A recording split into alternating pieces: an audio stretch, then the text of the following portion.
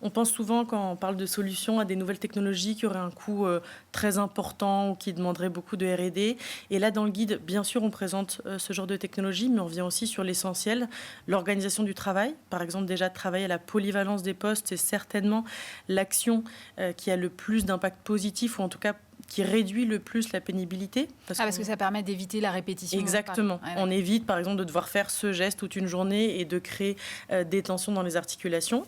Donc la polyvalence, c'est déjà quelque chose qui est à la portée, je dirais, de toute entreprise et qui est essentiel. Et ensuite, on a aussi tout ce qui est préparation à la journée de travail, préparation à l'effort, l'éveil musculaire, commencer un poste avec, finalement, on se redresse, on fait quelques mouvements et donc on prépare son corps au sport, ou en tout cas à la charge qu'il va devoir mettre en œuvre pendant toute la journée. Donc ça, c'est des choses qui sont assez simples à mettre en place et qui peuvent être faites dès demain par n'importe quelle entreprise.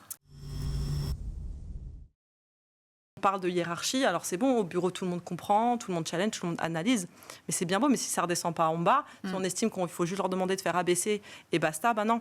En fait, l'importance, comprendre pourquoi, à quel moment ils interviennent dans la chaîne de valeur, l'importance de leur poste, c'est primordial chez nous. La qualification, ce n'est pas une histoire de démarrage, c'est comme des études, hein, on fait un bac plus et ensuite on commence, non, on apprend en permanence, mais apprendre, c'est accompagner, et je pense que c'est ce qui fait la force quand on parle à nos collaborateurs. Ils disent merci parce qu'en fait, on se sent écouté et respecté et considéré. L'intérêt, c'est la satisfaction collaborateur au final. Après, il peut y avoir des moyens, des modalités différentes, que je sois au bureau, que je sois en entrepôt.